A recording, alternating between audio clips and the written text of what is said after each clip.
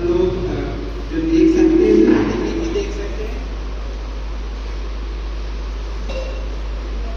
पहले तो मैं पूछना चाहूँगा कि आप अपने बच्चों का दिल का बीमारी के बारे में सुना है या नहीं सुना है?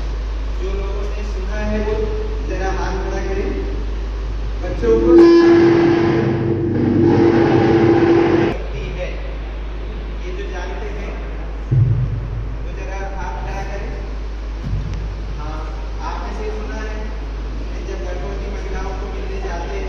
आंगनबाड़ी में देखते हैं, उसका टीकाकरण होता है, अल्ट्रासाउंड होता है। सुनने में आया कि बच्चे को दिल का दिक्कत है, तो क्या बताएंगे आप अपना नाम बताइए पहले। कोई नाम बताइए। हाँ जी, बच्चों के डॉक्टर को दिखाओ। बच्चों का डॉक्टर पास कहाँ है? बच्चों का डॉक्टर पास कौन है?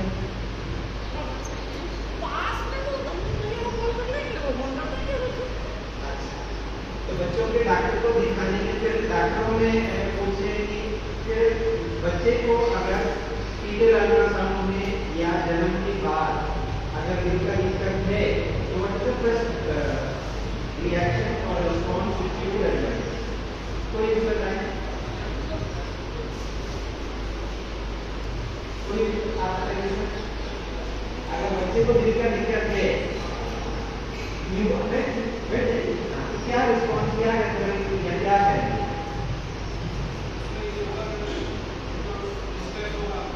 हाँ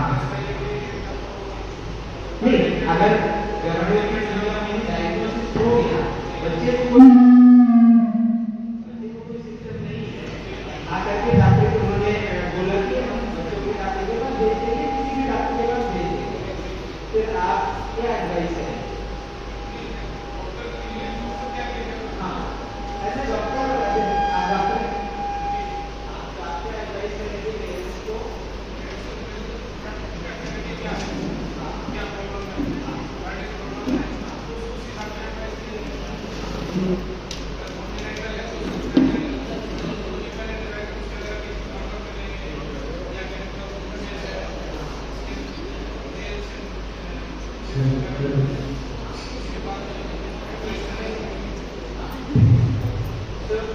हमने सुना कि जब भी प्रदेश में या जब आप जाते हैं किसी भी बेबी के पास या बच्चे का दिल का दिक्कत के लिए जब आप इंटरेक्ट करते हैं और बच्चे का दिल का दिक्कत के बारे में सुनते हैं तो आपको वो डॉक्टर के पास और डॉक्टर को मुआयना करके आगे रेफर करने की जरूरत पड़ती है। क्यों? क्योंकि उसके बारे में जो जानकारी है या उसके इलाज के बारे में जो जानकारी है वो समाज में, समूह में पूरी तरह से प्रचलित नहीं। लोग जानते नहीं कि क्या करना है और आगे जाकर होगा क्या। तो इसीलिए फिर ये अवेयरनेस प्रोग्राम सबसे पहले महत्वपूर्ण हो जाता है, क्योंकि अगर कुछ कर सकते हैं तो सही रास्ता क्या है ये आपको पता होना चाहिए। क्योंकि as a health care provider आपके पास सबसे पहले वही बच्चे को देख करके उसके माता-पिता आते हैं। तो उसके लिए थोड़ा मैं चाहूँगा कि हिस्ट्री के तौर पर शुरू करें। पहले क्या ऐसा तो नहीं है कि बच्चा पैदा हुआ दिल की दिक्कत से, ये अभी की बीमारी है, ये तो सदियों से था। लेकिन अभी जो है बेटर केयर, मेडिसिन का जैसे जैसे एडवांसमेंट होता है, दवाइयों का, इलाज का, अभी हम उसका इलाज के बारे में संपूर्ण तरह से बता सकते हैं और हो भी सकता है।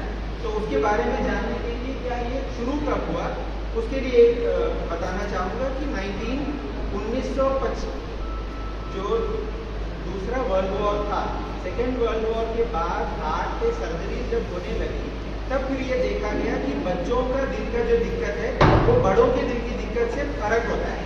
ठीक है, बड़ों को दिल की बीमारी पड़ गई, दौरे पड़ गए, तो उसमें तो हमको पता है कि कार्डियोलॉजिस्ट के पास जाएगा, वो स्टेंट लगाएगा या ऑपरेशन कराएगा।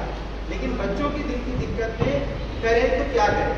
तो वो हमारे देश में दिल्ली में एम्स में 1950-1960 के दौरान उसका कार्यक्रम शुरू हो गया था, जिससे कि फिर ये देखा गया कि ये हमारे देश में पॉसिबल है कि उसका ट्रीटमेंट हो सकता है। तो उसके ट्रीटमेंट के बारे में आपके कोई किसी भी जो पार्टिसिपेंट है, किसी के भी जानकारी में ट्रस्ट के कार्यकर्ता को छोड़ करके कोई भी ऐसा बच्चे के बारे में जानते हैं आप जो जिसको दिल की दिक्कत थी या गुजर गया या उसका ट्रीटमेंट हुआ?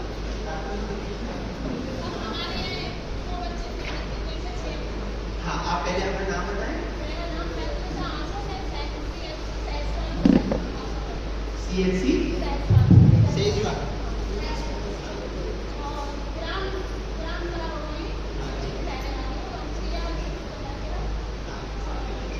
और क्या देखा? दो बच्चे, क्या उम्र थी उनकी?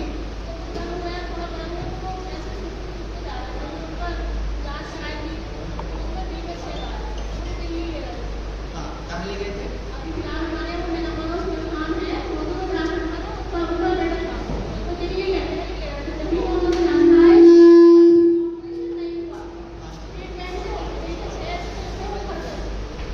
तो हमने सुना कि मैडम को पता है कि दिल की दिक्कत से दो बच्चे थे, उनको रेफर किया गया, वो दिल्ली गए, सर्जरी नहीं हुई, वो उसका एक्शन फाइबर में ये था कि वो सुनते जा रहे थे, ठीक से पनप नहीं रहे थे।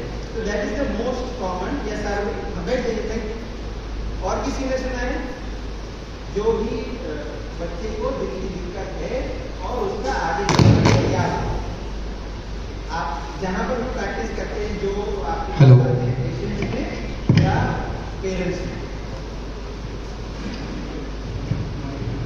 हेलो, कोई भी है जो बताना चाहे? तो हमारे देश में ये पहले इसीलिए मैं बताना चाहता हूँ क्योंकि यूपी से ही उसका इलाज भी शुरू हुआ और यहीं से उसका मरीज का जो पेशेंट प्रोफाइल है वो मथुरा से हमारे डॉक्टर साहब थे एरिक लजारो नाम से, वो अमेरिका से ट्रेन होकर आए थे और 1959 में उन्होंने ये काम शुरू किया कि क्या सर्जरी से इसका इलाज हो सकता है। और ये तब से चलता आ रहा है कि बच्चों का दिल का दिक्कत जो है, ये मैसेज इंपॉर्टेंट है सबसे पहले जानने का, उसका इलाज पूर्ण रूप से संभव है, वो इलाज हम कर सकते हैं। लेकिन क्या उसके लिए हमको क्या करना पड़ेगा? तो ये मैंने इस स्लाइड में ये दिखाना चाहा है, इस स्लाइड में ये दिखाना चाहा है कि 1950 से पहले इसके बारे में कोई जानकारी नहीं थी। ये था कि बच्चों को दिल में छेद है तो फिर उनका कोई इलाज नहीं, तो और कुछ नहीं होता था, सिर्फ उनको दूध देना, दवाई देना और सेवा करना, ताकि फिर जब तक उनकी जान है सेवा होती रहे। लेकिन आगे चलकर जैसे मैंने बताया कि दिल्ली एम्स में 1959-60 में सबसे पहला दिल का सर्जरी करके उसका इलाज संभव है हमारे देश में, ये पाया गया। और वो बच्चा तब से लेकर अभी जो है, जो सबसे पहले बीमारियों के नाम तो बताऊंगा, लेकिन जो है 1975 में जिनका ऑपरेशन हुआ वो अभी दादा बन गए, वो महेंद्रगढ़ से आते हैं, उनका बेटा और उनका पोता भी हो गया। तो इसका मतलब है कहने का कि इलाज जो है वो संभव है और जीवन आयु वो भी संपूर्ण रूप से जिया जा सकता है। उसके ऊपर आगे जो प्रोग्रेस हुआ 1994 में हमारे देश में दिल का ट्रांसप्लांटेशन सर्जरी भी हुआ। इसके बारे में किसी को पता है कि हमारे देश में दिल का ट्रांसप्लांटेशन सर्जरी उसी के बाद जो है नेशनल हार्ट फाउंडेशन डे के तौर पे अगस्त 3 को मनाया जाता है। और जो ऑर्गन डोनेशन का जो एक्ट है वो पार्लियामेंट में भी उसके बाद ही पास हुआ कि दिल का transplantation surgery is a successful operation which can be done which is done in the institute इन 1994। मतलब 1900 में सबसे पहली बार दिल का ट्रांसप्लांटेशन सर्जरी, उसके बाद तब से लेकर चलता आ रहा है। तो दिल का ट्रांसप्लांटेशन ही बच्चों का दिल का बीमारी का इलाज है नहीं, वो दैट वाज दी एडवांसमेंट और प्रोग्रेस जो हो रहा था और जो अभी भी कायम है। तो इसीलिए आज की तारीख में आपको ये जानना जरूरी है कि बच्चा चाहे छोटा हो या बड़ा हो, मतलब दिल की दिक्कत से बड़ा हुआ या बचपन में ही पता चल गया कि दिल की दिक्कत है,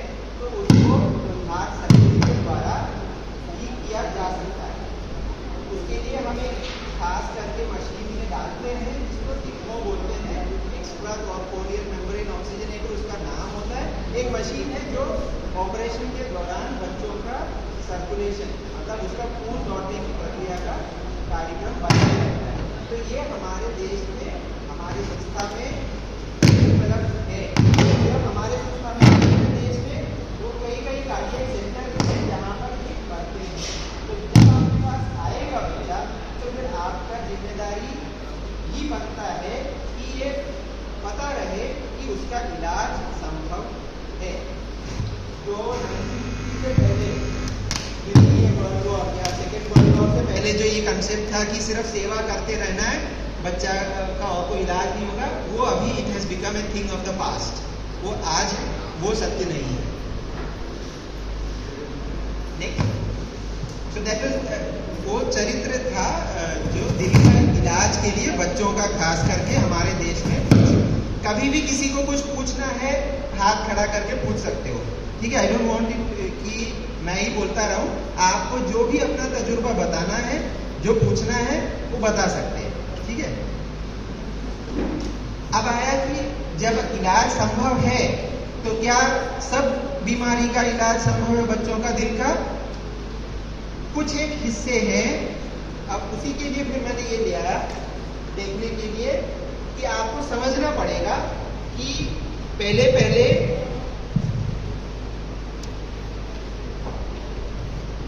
ये हुआ करता था कि दिल में आत्मा बसती है। दिल में तो दिल रहता है और दिल वाले ही रहते हैं।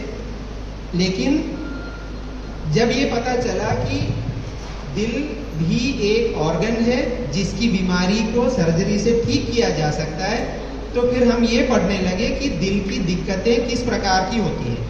तो बच्चों का जन्मजात या बनावट में जो दिल की दिक्कत होती है, उसको समझने के लिए ये समझिए कि दिल के 4 खाने होते हैं।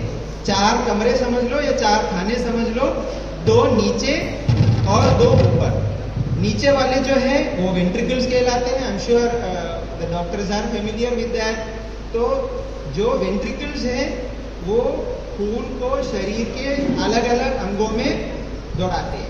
जो एट्रिया है, ऊपर वाले जो 2 खाने हैं, तो ऐसे समझ लो 4 कमरे वाले एक ऑर्गन है जिसमें मस्कुलर ऑर्गन्स वेंट्रिकल्स कहलाते हैं अंग्रेजी में या मेडिकल टर्म्स में, और जो स्टोरेज वाले रूम्स हैं वो एट्रिया कहलाते हैं, जहाँ से शरीर का जो गंदा खून है वो राइट साइड में आता है और राइट साइड में से वेंट्रिकल से फेफड़ों में चला जाता है, जहाँ उसकी सफाई या ऑक्सीजनेशन होती है, ठीक है। दिखाई दे रहा है? नहीं है तो बता देना, ठीक है। 4 खाने होते हैं, नीचे वाले 2 वेंट्रिकल, ऊपर वाले 2 एट्रिया। ओके, दिखाई दे रहा है या नहीं बताओ? अच्छा, तो जब इनमें से किसी भी कमरे का दीवार या दरवाजा, इन 4 कमरों के बीच में 4 दरवाजे हैं जिसको हम वैल्व्स बोलते हैं, वो खुलता है तो खून जो है एक कमरे से दूसरे कमरे में जाता है। जब वो बंद होता है तो वो आगे की ओर, क्योंकि दिल जो है एक पंप है। जो पंप तो समझते होंगे, पानी का पंप एक तरह का पंप होता है, वो तो लेकिन रोटरी पंप होता है। दिल जो है वो एक ट्यूब है जो पंप का काम करती है। तो उसमें वैल्व्स का एक फंक्शन होता है कि वो खून को सिर्फ एक ही तरह दौड़ाए। तो एट्रिया में जो खून इकट्ठा होता है, जहाँ स्टोर होता है, वहाँ से वो वैल्व्स के खुलने पर नीचे वेंट्रिकल्स की ओर आ जाती है, और वेंट्रिकल्स का जो खून है वो पंप होकर के जो नसें होती हैं, एक लाल रंग में एक नीले रंग में, उन लाल रंग वाले नसों में खून दौड़ाता है। एक जो आयोर्टा वाला नस होता है वो शरीर के दिमाग, गुर्दे, पेट, अंगों में ले जाता है, और जो पल्मोनरी आर्टरी होता है वो फेफड़ों में ले जाता है खून, उसको साफ करने के लिए। ये बात समझना जरूरी है, क्योंकि जो भी दिल की दिक्कतें हैं वो उसी पर आधारित है कि कौन सा कमरा बना, कौन सा दरवाजा नहीं बना। समझ गए? अगर 4 कमरे हैं, एक कमरा बना, दूसरा नहीं बना, तो दिल का पंप का जो काम है वो गड़बड़ हो जाएगा, और उसी गड़बड़ को फिर सर्जरी के द्वारा ठीक करने का प्रयास किया जाता है। अगर दरवाजे खराब हैं, जो वैल्व का दिक्कत बोलते हैं हम, तो वैल्व का दिक्कत के लिए जान जाने का दिक्कत नहीं होता है, वो आगे चलकर थोड़ा बड़ा होने के बाद हम ठीक कर सकते हैं। ठीक है, तो आपने जो बताया जैसे बच्चा सूखता गया है ना, उसकी सर्जरी हुई नहीं, तो वो अगर कमरे के दीवारें बनी नहीं, ठीक है, अगर कमरे ही नहीं बने तो उसमें सर्जरी संभव नहीं है। तो ये जानना जरूरी है कि जब आप उसका इलाज के लिए या कोई पेरेंट्स आकर पूछें आपको कि क्या होगा मेरे बच्चे का, ये क्या, तो उसका डायग्नोसिस, जैसे डॉक्टर साहब ने बताया, डायग्नोसिस बनाना जरूरी हो जाता है। क्योंकि 1/3 जो जितने लिस्ट किए हैं मैंने, ये पूरे तो नहीं है, लेकिन आम तौर पे समझने के लिए अगर कमरों की बनावट में दिक्कत है, उसमें हम इलाज ऑपरेशन के द्वारा कर सकते हैं, लेकिन वो जल्दी करना होता है, वो जल्दी करना होता है। अगर लेकिन दरवाजों में दिक्कत है तो उसको बच्चा थोड़ा बड़ा हो जाए, क्योंकि बच्चा छोटा हो लेकिन सर्जरी बड़ी होती है, क्योंकि उसको उस मशीन में, जैसे मैंने बताया, एक्मो नाम का एक मशीन होता है। वेंटिलेटर तो समझते होंगे, कोरोना के बाद तो वो साधारण हो गया, लेकिन सर्कुलेशन के लिए जो हम एक्मो में डालते हैं, वो मशीन छोटे बच्चों के लिए पूर्ण रूप से उपयुक्त नहीं है, तो थोड़ा बड़ा होना उसके लिए जरूरी है। लेकिन जो, जैसे इनमें आप थोड़ा नाम लूंगा तो समझ जाएंगे, ठीक है, ventricular septal defect, patent ductus arteriosus, ये जो है ये कमरों की बनावट में दिक्कत है, तो उसकी जो है हम सर्जरी तुरंत पहले से ही कर सकते हैं। ठीक है, और जो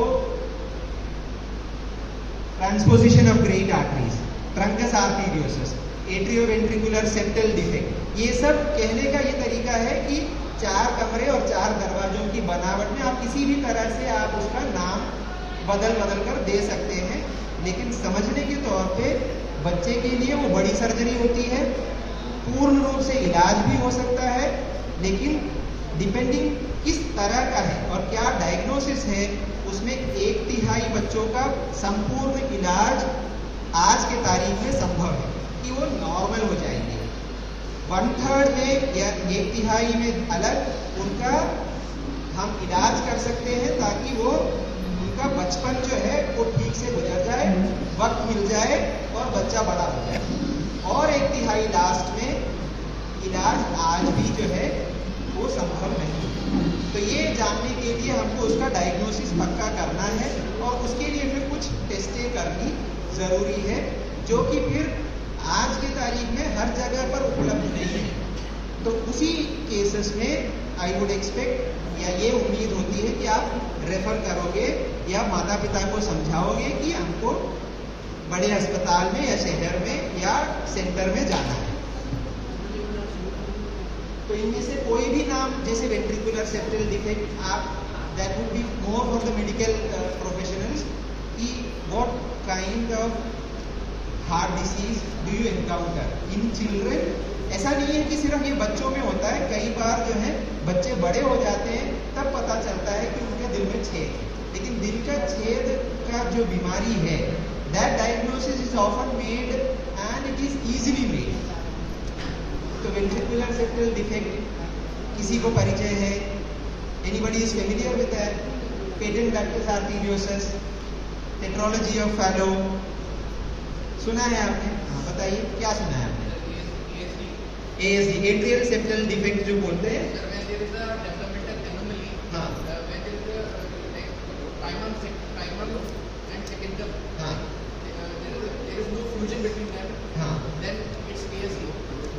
हाँ, तो डॉक्टर साहब ने फिर वही बताया, आप यू आर मेडिकल पर्सन, कि जब एट्रिया या ऊपर वाले 2 कमरे हैं, उनके बीच में जो दीवार बनती है, जैसे यहाँ पर एक पर्दा डाल दूं मैं, तो ये 2 कमरे बन जाएंगे।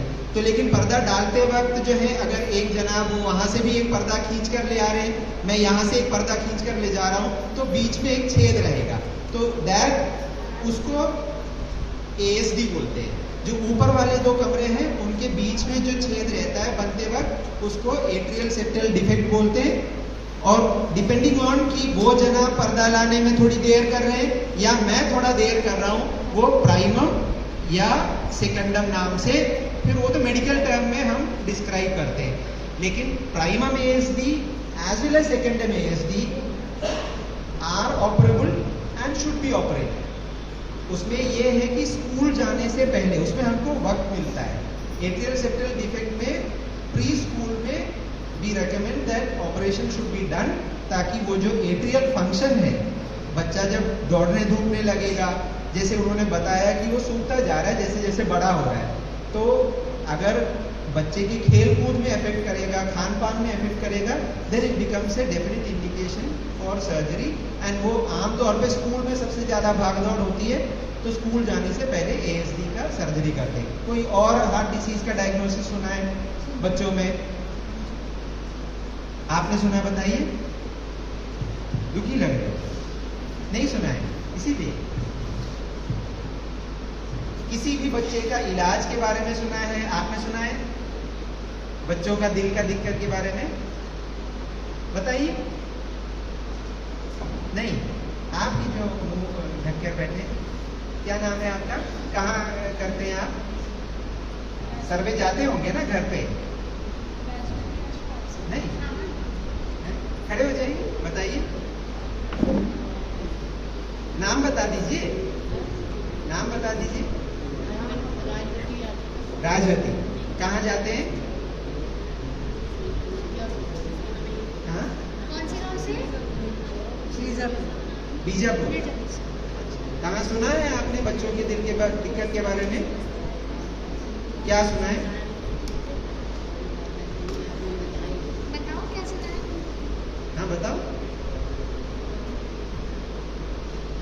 शर्माना नहीं है, बताना है कि कुछ सुना है आपने बच्चों के दिल के बारे में, दिल की दिक्कत के बारे में। इंजेक्शन जो लगती है, उनको इंजेक्शन लगवाती है गर्भवती महिलाएं, तब पूछती है वो, अल्ट्रासाउंड के बारे में पूछती है। अल्ट्रासाउंड में दिल की दिक्कत के बारे में आप पूछते हैं उनसे, क्या पूछते हैं?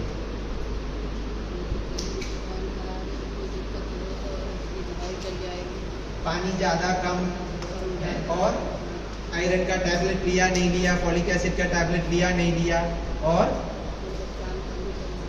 सुबह शाम का बच्चे में कोई कमी तो नहीं है। हाँ, वो माता पिता पूछते हैं। आप क्या पूछते हैं?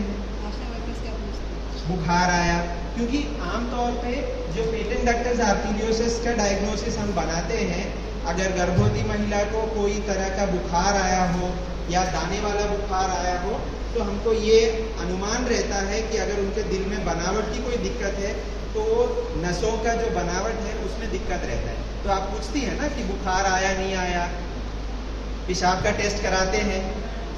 नहीं होता है, क्योंकि उनका बुखार अगर यूरिनरी इन्फेक्शन हो, फीवर विद रैश हो, तो पेटेंट डक्टस आर्टेरियोसिस का डायग्नोसिस होता है आफ्टर बर्थ।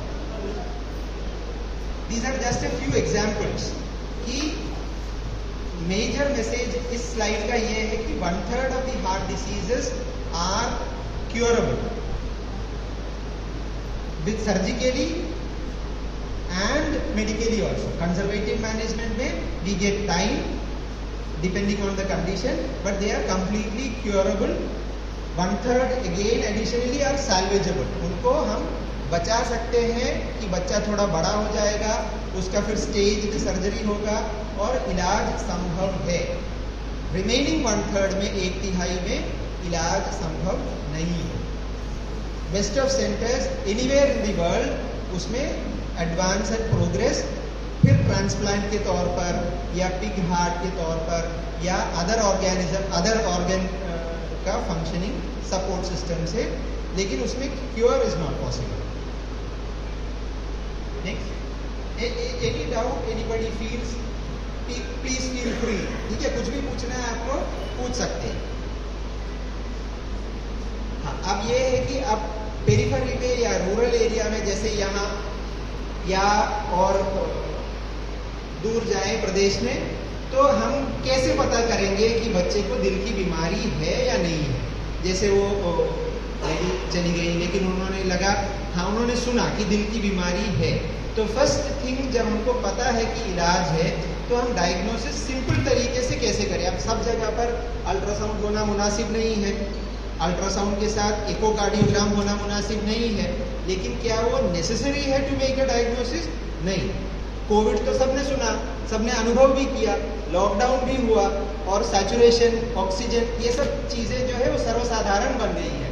लोगों को अभी ये पता है कि हम सैचुरेशन देख सकते हैं, उससे हमको ऑक्सीजन की मात्रा पता चलता है। आपने लास्ट सैचुरेशन कितना देखा अपना, बताइए। हाँ आप बताइए। हाँ लगाकर देखे नहीं हो? कितनी ऑक्सीजन नॉर्मल होती है?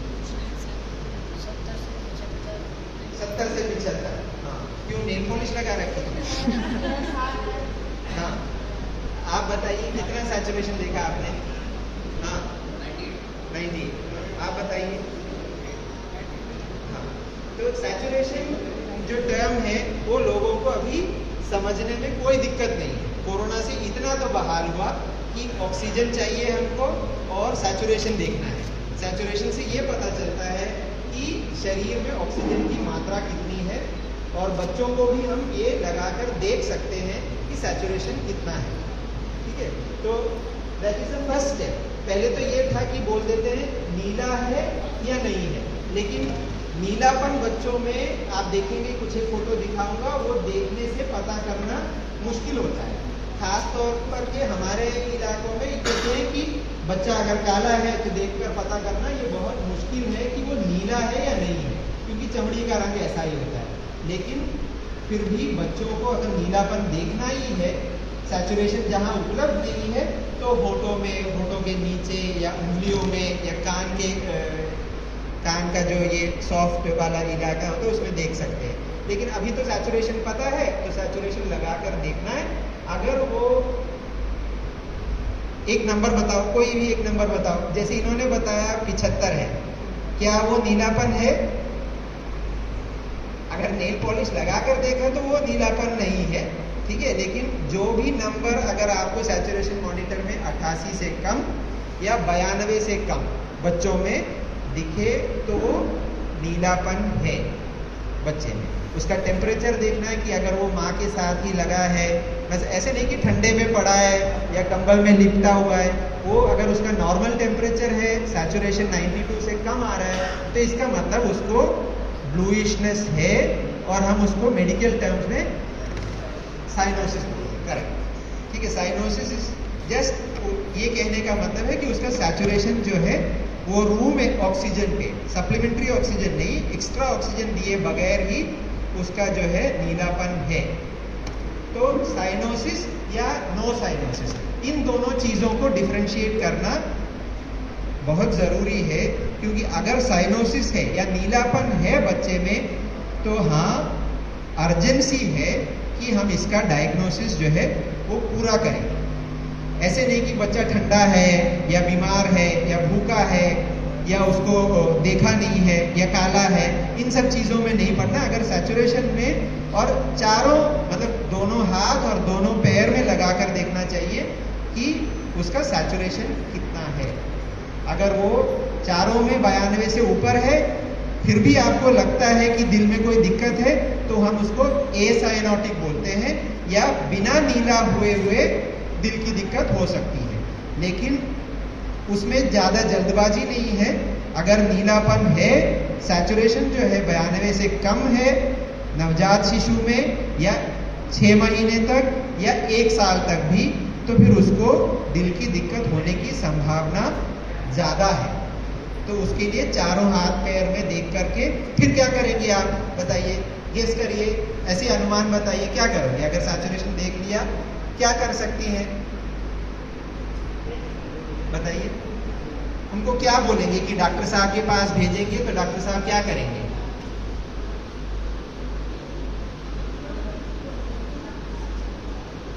आप ही बताइए डॉक्टर साहब, बताइए, आपने नाम पता नहीं सर। हाँ है? हाँ जी, क्या करेंगे? अगर साइनोसिस है बेबी को और सैचुरेशन उसका लेट्स से 90 है, फिर क्या करेंगे? हाँ, उन्होंने कहा कि मरमर आ रहा है कि नहीं। मरमर से क्या समझते हैं? मरमर से क्या समझते हैं? कि आला लगाकर देखा तो आले में कुछ आवाज आया, बस उतना ही फुस, अलाव ही नहीं है, फिर क्या करेंगे? बैठ जाइए sir, thanks. Anybody wants to say? नहीं है। Anything else? अब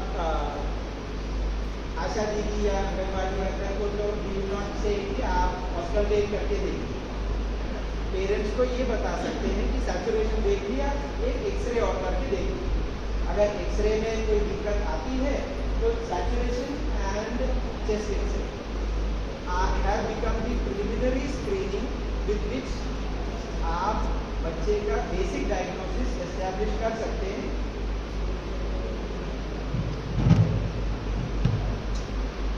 बच्चे का बेसिक डायग्नोसिस एस्टैब्लिश कर सकते हैं कि साइनोटिक हार्ट डिसीज है या एसाइनोटिक हार्ट डिसीज है। एसाइनोटिक हार्ट डिसीज या बिना नींदा हुए दिल का दिक्कत वाले बच्चों का इलाज जो है वो उसके लिए इमरजेंसी नहीं होती, उसके लिए थोड़ा वक्त मिलता है।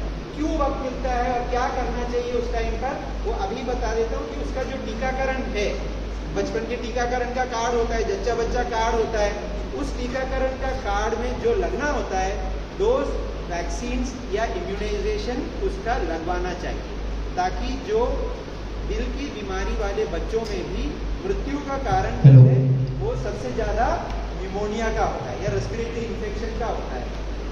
किसी भी प्रकार का रेस्पिरेटरी इन्फेक्शन आने से उनका मृत्यु होने का कारण बढ़ जाता है और उससे बचाने का सबसे उचित उपाय जो है वो वैक्सीन ही है। जच्चा बच्चा कार्ड तो है ना, देखा है, और उसमें लगाते हैं, टिक करते हैं कि तारीख के साथ जन्म हुआ उसका, ये वैक्सीन लगा, तो ये लगना है। तीसरा है, हाँ, जैसे फिर उन्होंने जैसे बताया कि बच्चा सूखता जा रहा है, जब माँ का दूध पीता है तो वो छोड़ कर दूध पीने लगता है और पसीने छूटते हैं सर्दी के मौसम में भी या जहाँ पर भी हो, पंखे के नीचे भी वो भीग जाता है अपने पसीने में, क्योंकि वो दूध पी नहीं पाता है। भूख तो लगती है, हर बच्चे को भूख लगती है, भूख लगता है तो वो माँ रोता है और धीरे धीरे दूध पीना छोड़ देता है। तो sweating while feeding is one of the cardinal features कि हाँ उसको कार्डियक फेलियर हो रहा है या उसका दिल जो है वो फेल कर रहा है। दीज आर ऑल कैसे बोले वो कि रेड फ्लैग साइंस, ठीक है। इसके लिए फिर घर पे बैठे नहीं रहना है, माता पिता को ये बताना है, वो आपका जिम्मेदारी बन जाता है। हाँ, हो सकता है बच्चे का दिल का दिक्कत हो, उसका इलाज संभव है, सैचुरेशन उसका इतना है तो इसीलिए आपके पास वक्त है, टीकाकरण पूरा हुआ या नहीं हुआ ये आप पक्का कर लीजिए और फिर आगे डॉक्टर साहब के पास जाएंगे तो उसका एक्सरे होगा और आगे जो जांच और इलाज होना है वो होगा। That is how the pathway for referral for correct treatment would follow. That is why I said screening में फर्स्ट वैक्सीनेशन कब लगता है पहला टीका? पहला टीका कौन सा? हाँ बताए, आप बताना चाहते हैं डॉक्टर? बताइए कब लगता है पहला टीका? है हाँ 3 महीने में नहीं, 1.5 महीने में टीकाकरण शुरू हो जाता है बच्चों वाला। अच्छा, आप माँ गर्भवती लेडी का बता रहे हैं ना, आपने गर्भवती लेडी का बताया कि 3 महीने में टीका टेटनस का टीका जो लगता है। हाँ, जन्म होने के बाद बच्चे का टीका जन्म पर लगता है या छुट्टी होने से पहले लगती है। फिर अगला टीके के लिए कब आते हैं वो? 1.5 महीने में। तो हाँ वेरी गुड, ऐसे ही आता है और फिर उसमें हाँ करेक्ट। तो जब भी वो टीकाकरण के लिए आते हैं, each of those point of contact जब आते हैं बच्चे को लेकर के, तो आपने ये पूछना है, देखना भी है और पूछना भी है कि बच्चे की ग्रोथ, उसका वजन कितना हुआ, बढ़ रहा है, दूध पीने में दिक्कत हो रही है, पसीने छूट रहे हैं बच्चे के। सो दीज वो आपको बताएगा कि क्या नीलापन तो देखने से पता चल जाएगा और सैचुरेशन की सुविधा है तो सैचुरेशन भी लगाकर देख लीजिएगा। अगर वो 92 से कम है तो फिर आगे सवाल पूछना है कि कोई दिल की दिक्कत जैसी लगी क्या, नीला हुआ क्या, या दूध पीते में पसीना छूटता है, पेशाब कम होता है, पेट सूज जाता है, या निमोनिया के कोई लक्षण है कि नहीं। निमोनिया के क्या लक्षण देखेंगे, पूछेंगे डॉक्टर साहब कि उसकी सांस जो है वो तेज चल रही है कि नहीं, पसलियां दिखाई दे रही है कि नहीं, बुखार है कि नहीं। इससे फिर अनुमान लगाओगे दवाई देने की। तो उसमें दिल की दिक्कत होने पर ये ध्यान रखना है आपने कि सैचुरेशन ठीक है, लेकिन अगर उसको निमोनिया के लक्षण है तो उसको एसाइनोटिक हार्ट डिसीज हो सकता है।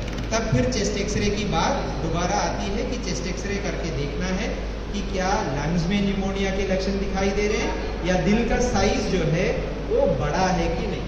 इसीलिए आमतौर पे आप देखोगे कि बच्चे का लेकर बड़े तक का आप अपना मुट्ठी करिए, हाँ ये नीला टी शर्ट, मुट्ठी करिए, हाँ आप ही पीछे झुकना नहीं है, हाँ मुट्ठी करिए, हाँ वो उतना ही आपका दिल का साइज होता है, ठीक है। तो एक्सरे करके देखेंगे तो उसमें पता चल जाएगा कि आपका दिल जो है वो बड़ा हुआ है या सिकुड़ा हुआ है। अगर दिल बड़ा है और निमोनिया के लक्षण है तो हार्ट डिसीज होने का गुंजाइश है। फिर आगे जाकर आपको उसका अल्ट्रासाउंड या एको के लिए किसी हायर सेंटर पे जाना है, कार्डियोलॉजिस्ट के पास जाना है। और अगर आपके पास कार्डियोलॉजी की फैसिलिटी है तो सर्जरी जहाँ पर उपलब्ध है, जैसे यहाँ पर बनारस हिंदू यूनिवर्सिटी में करते हैं, बच्चों का दिल का सर्जरी सेंट्रलाइज्ड केयर होता है, तो उसकी एक्सपर्टीज जो है, जिनको उसका तजुर्बा है, वहाँ उसका सबसे अच्छा आउटकम होता है। लेकिन इसका मतलब ये नहीं है कि जो आमतौर पे देखा है मैंने कि फटाफट भगा दो, मतलब जाओ जाओ जितना जल्दी हो सके जाकर सर्जरी कराओ, उसका वक्त होता है। और सबसे उचित वक्त जो है वो जैसे ही डायग्नोज होता है, पक्का डायग्नोसिस हो गया या अनुमान भी हो गया, तो आपको फिर वो जहाँ जिस सेंटर पे उसका इलाज उपलब्ध है वहाँ जाना चाहिए। उसमें फिर देर करने का कोई कार्य नहीं। नेक्स्ट, हाँ, रेफर होने से पहले ये बहुत जरूरी है जानना और बताना।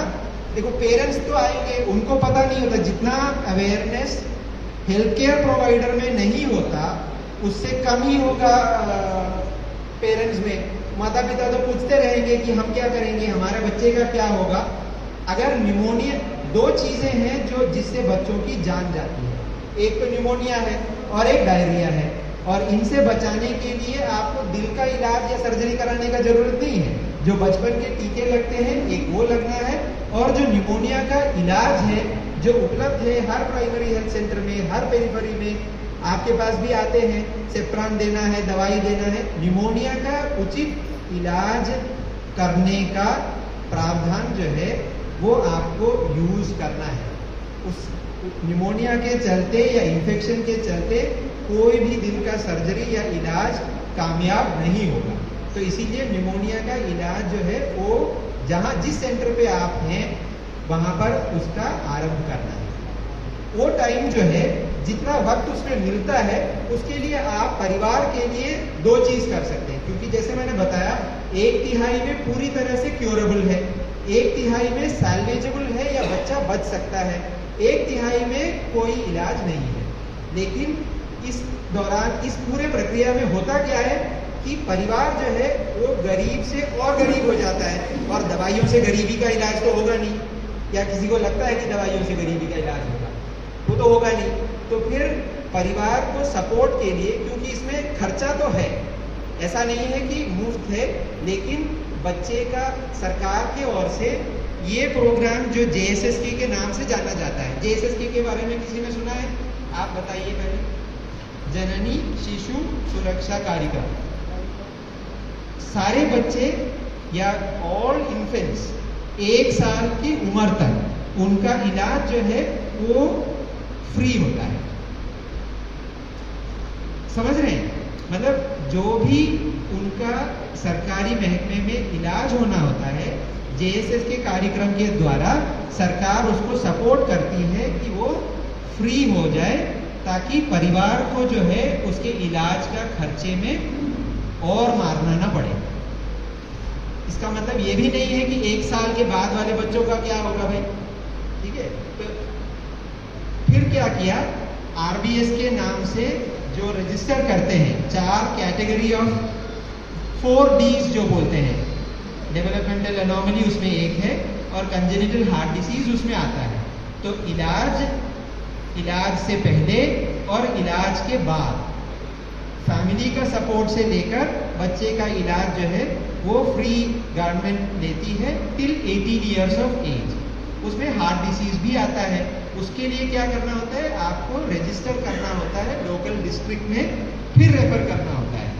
तो प्राइमरली कहने का ये मतलब है कि जो न्यूमोनिया जो सबसे ज़्यादा बच्चों का जान लेता है, उसका इलाज आप रूरल, पेरिफेरल, अर्बन किसी भी सेंटर में कर सकते हैं। दवाई देना है एंटीबायोटिक का, और बच्चे को ऑक्सीजन की ज़रूरत है तो वो देनी है।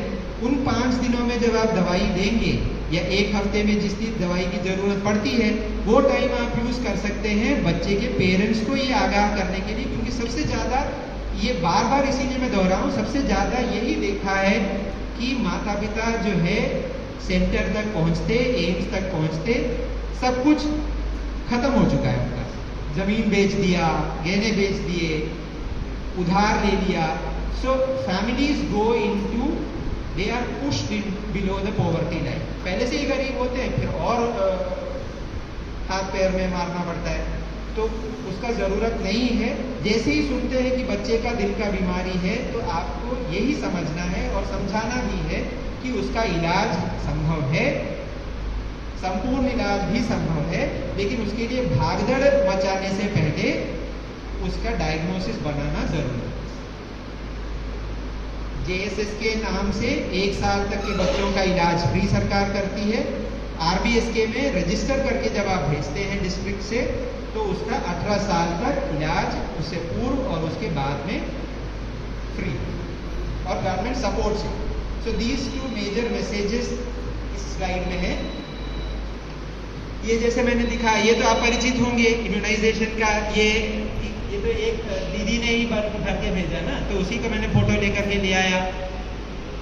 बच्चे को दिल का दिक्कत है, लेकिन उन्होंने उसका वैक्सीनेशन का स्केड्यूल जो है पूरा एज से, टाइम से दे करके भेजा, और वो बच्चे का सर्जरी के बाद वो खुशहाल घर वापस गया।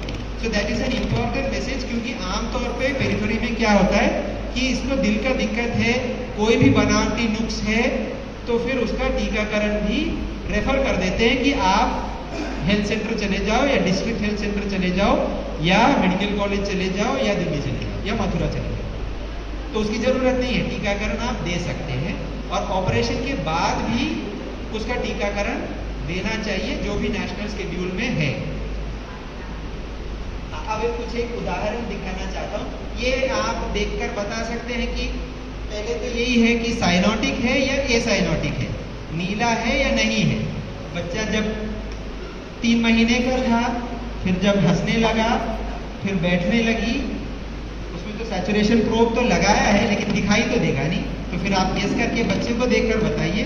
जो पहले होता था सैचुरेशन के बारे में, जब लोगों को पता नहीं रहता था, तो बच्चा नीला है या एसाइनोटिक है, बिना नीलापन का दिल का दिक्कत है। हाँ बताइए। उसको देख करके, वो यहीं से है, बदायूं से नहीं है, वो गीता से है, टीचर है उसके पापा। तो घूम घाम करके 2.5 साल हो गया, फिर पहुंचे हमारे पास।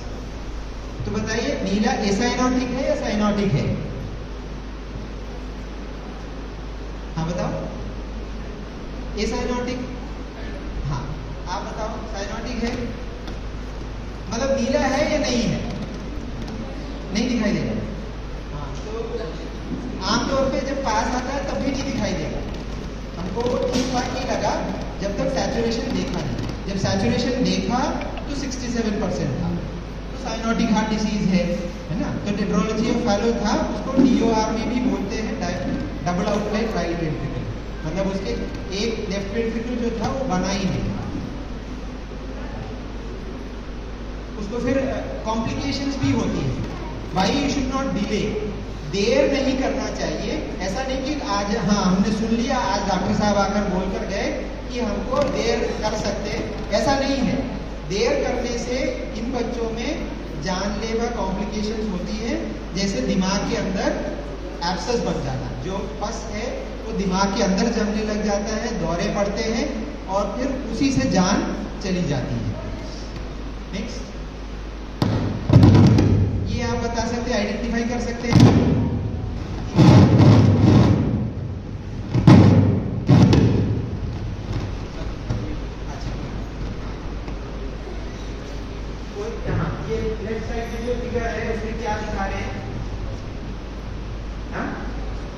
ट्रेकियोस्टमी।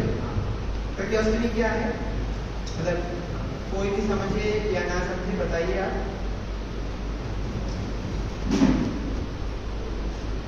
जब जैसे मैंने बताया बच्चा छोटा हो लेकिन सर्जरी जो है उसकी बड़ी होती है। ऐसा नहीं है कि छोटे बच्चे के लिए हम छोटा सर्जरी करेंगे और बड़ों के लिए बड़ा सर्जरी करेंगे।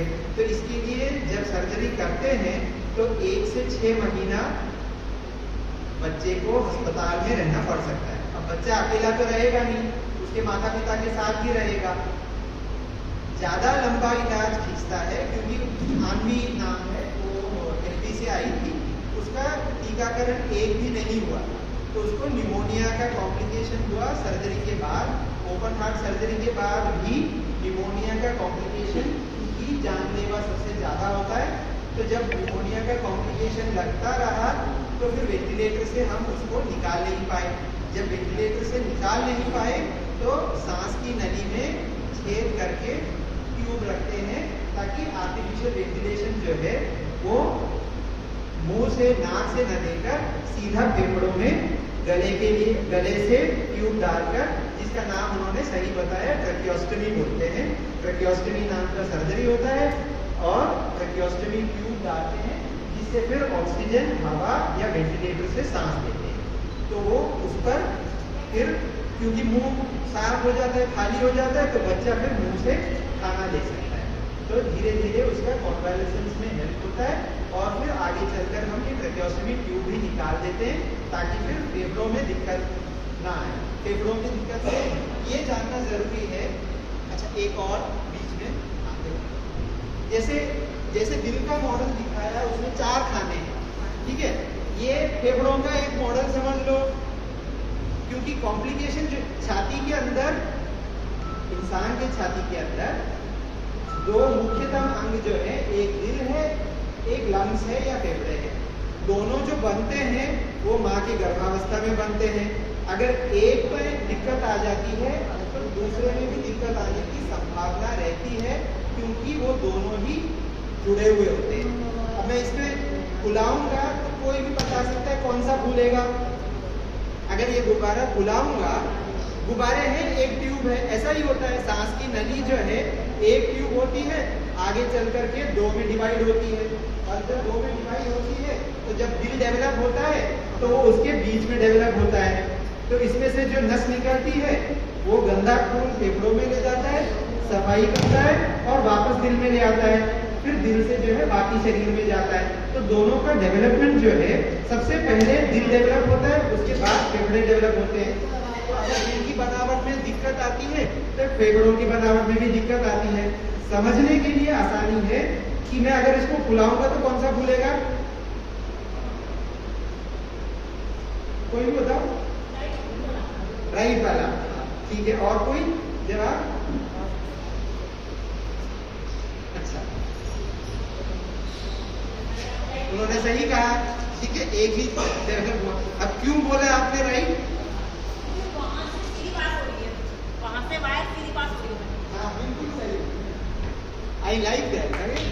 बट आइडिया है, लंग्स जब डेवलप होती हैं, जो राइट साइड के लिए जो ट्यूब होता है वो स्ट्रेटर होता है और दिल जो है इंसान का वो लेफ्ट साइड में होता है।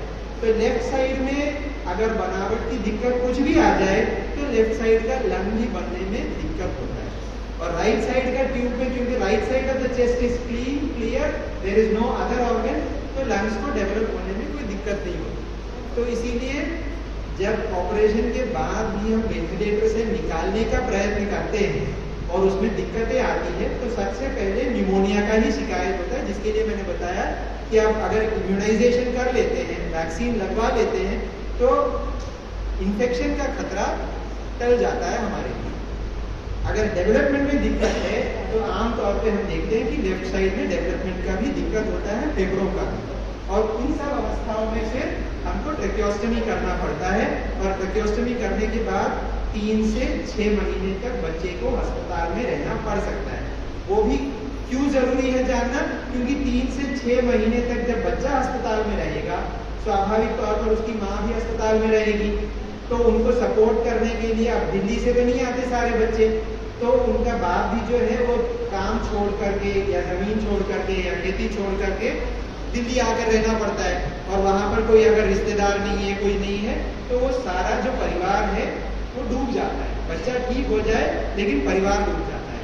तो वो उससे बचाव के लिए फिर ये JSS के कार्यक्रम और RBSK के बारे में हर उस व्यक्ति को जानना जरूरी है जो दिल की दिक्कत वाले बच्चों का संपर्क में आए या उसको सलाह दें। ये जो जुड़वा है, अब इनमें से आप बता सकते हो किसका दिल का सर्जरी हुआ था? करण और कुणाल, ये भी गोरखपुर से है, यूपी से। तो इनमें से किसका दिल का सर्जरी हुआ, किसका नहीं हुआ?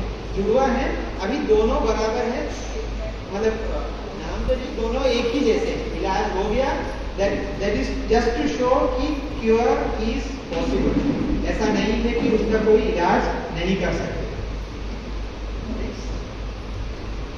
ये सबसे हमारा यानेस्ट बेबी, अभी तो फिलहाल एक न्यूबॉर्न बेबी भी आया कि फीटल अल्ट्रासाउंड में ही पता चल गया कि दिल का दिक्कत है, लेकिन बेबी आई थी हमारे पास जो 7 दिन की थी, और उसको one of the most complex, सबसे पेचीदा दिल का बनावट का दिक्कत था, जो कि सर्जिकली क्योरेबल है, लेकिन वो जानकारी जो है वो जब तक पता नहीं होता, पेरेंट्स भी अपना सुदबुद खो जाते। उसके बाबा ने खुद बोला कि उसका सुदबुद खो दिया जब पता चला, पढ़ा लिखा है, कमाता है, लेकिन बच्चे को जब दिल का दिक्कत है तो क्या करना है, और कॉम्प्लेक्स हार्ट डिसीज है तो क्या करना है, उसके बारे में जानकारी नहीं रहती। तो फिर ये तो फिर दूर की बात है ना कि उसका कंप्लीट क्योर पॉसिबल है, ये कौन बताएगा, ये कैसे पता चलेगा? तो वो इट इज पॉसिबल, एंड ऐसा नहीं कि ये आज और कल या 2000 ये नए मिलेनियम का प्रोडक्ट है। ये हमारी संस्था में 1959-60 जैसे मैंने बताया, तब से ये कार्यक्रम जो है ये चल रहा है। And centres which have been providing, मतलब जहाँ पर उसका इलाज का एक्सपीरियंस तजुर्बा है, वहाँ पर क्योर रेट्स आर हायर।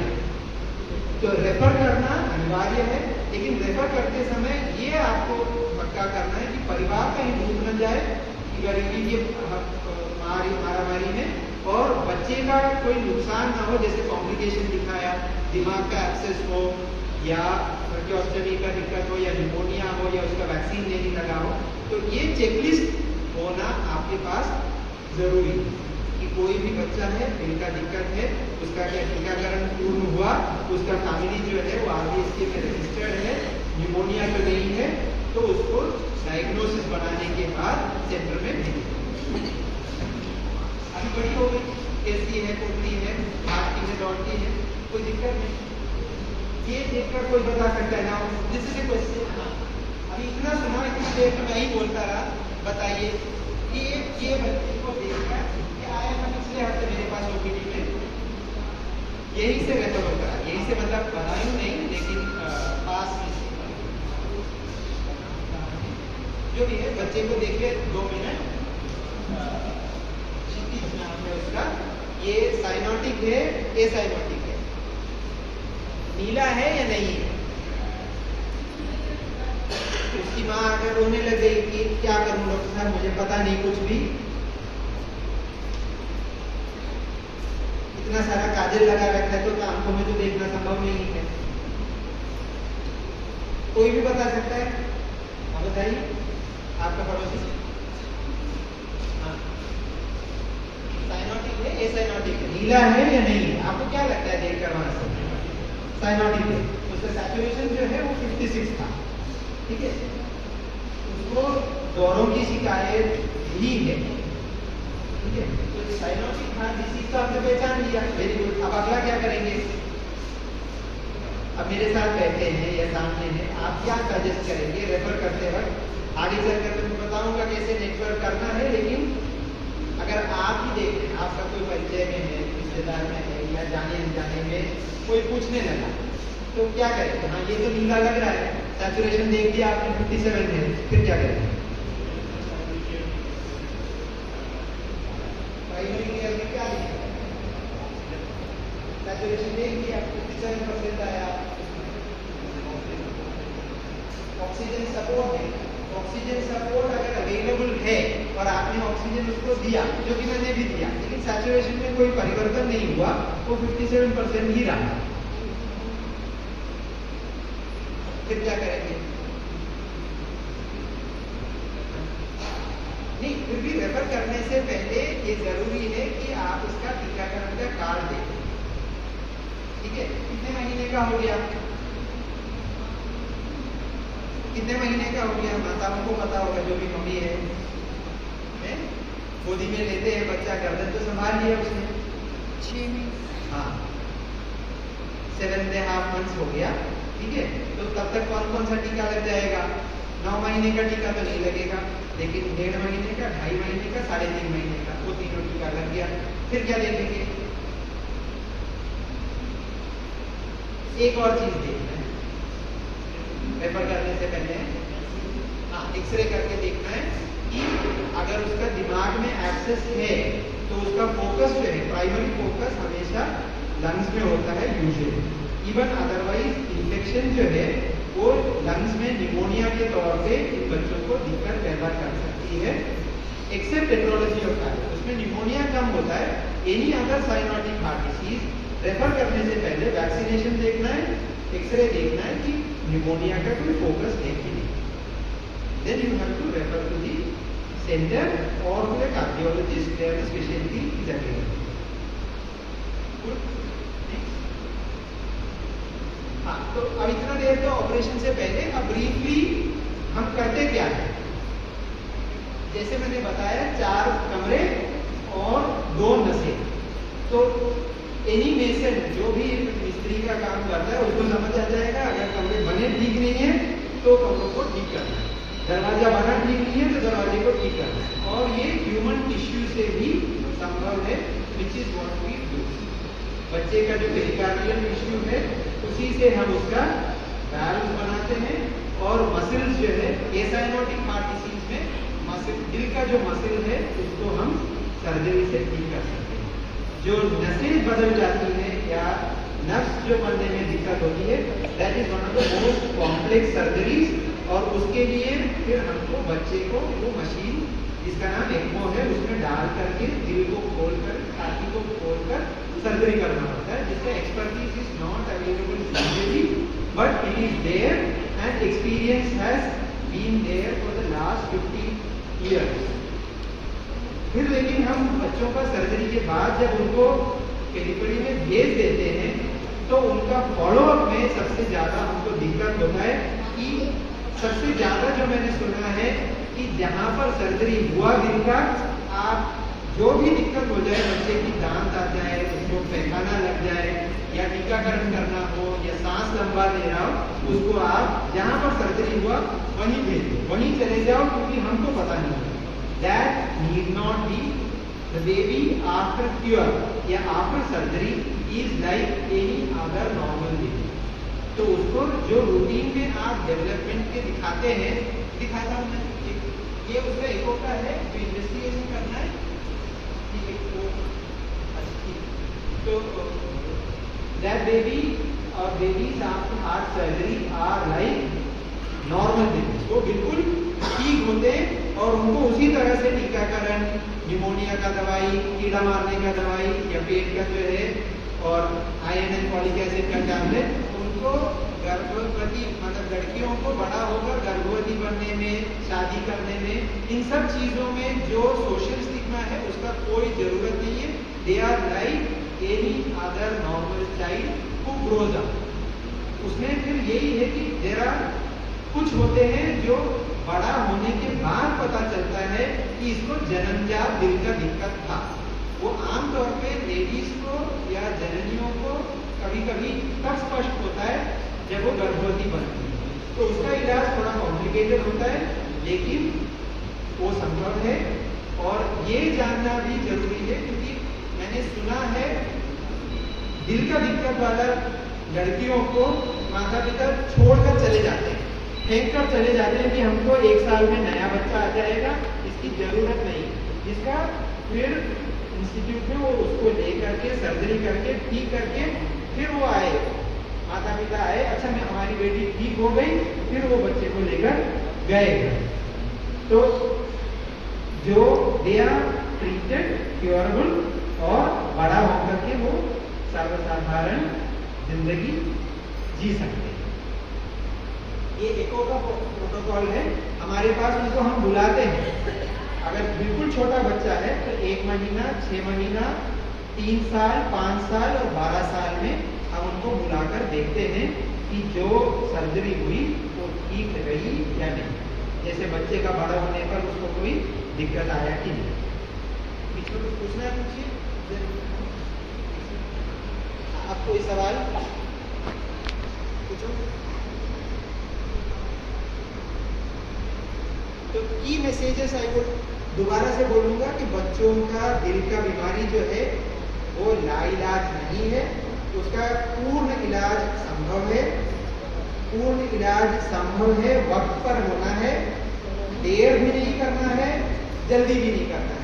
जल्दी इतना नहीं करना कि उसका टीकाकरण भी छोड़ दिया, परिवार का रजिस्ट्रेशन भी छोड़ दिया और सब कुछ छोड़ करके उसको अस्पताल भेज दिया कि उसका दिल का सर्जरी करा लो। उसमें फिर हमको ऑपरेशन के बाद उसका कोर्स जो है वो खींच जाता है। तो जब उसका डायग्नोसिस बन जाए then is the right time to refer. आपको सिर्फ ये देखना है कि उसका रजिस्ट्रेशन अगर 1 साल से ऊपर हो तो RBSK में हो जाए, 1 साल से कम हो तो पेरेंट्स को ये पता होना चाहिए कि जननी शिशु सुरक्षा कार्यक्रम में उसका इलाज भी हो जाए। और फिर दिल्ली में यहाँ कार्डियक सेंटर है एम्स दिल्ली में, जहाँ पर हम करते हैं। बनारस हिंदू यूनिवर्सिटी है यूपी में, वहाँ पर होता है। और PGI चंडीगढ़ में होता है। सरकारी संस्थाओं में यहाँ पर सब ये कार्यक्रम उपलब्ध है। ठीक है, थैंक यू। पूछना है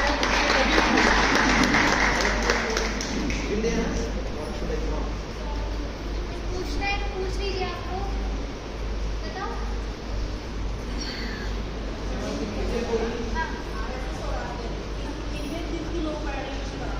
RBSK एंड रजिस्ट्रेशन कैसे होता है?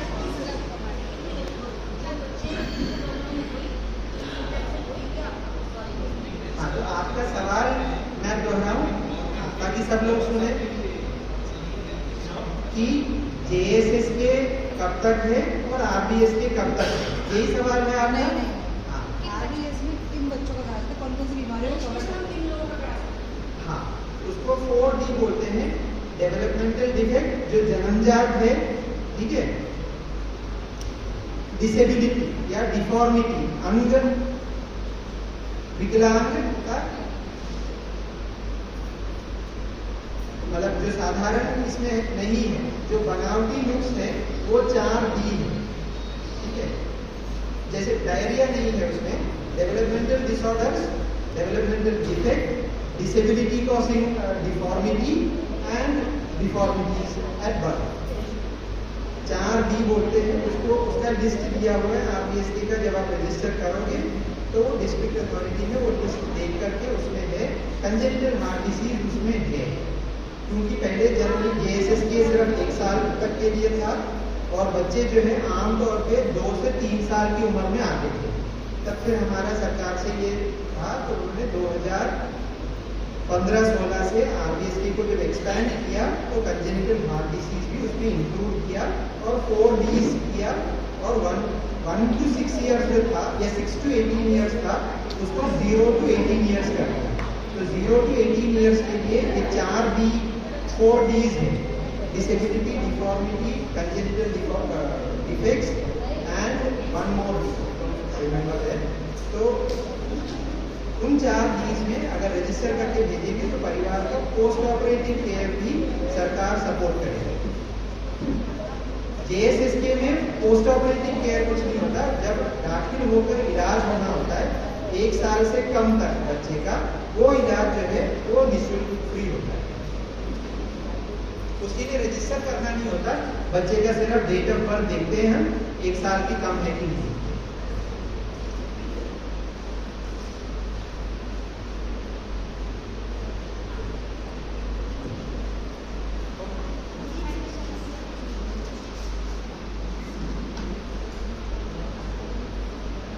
तो धन्यवाद तो करना बनता है आपका।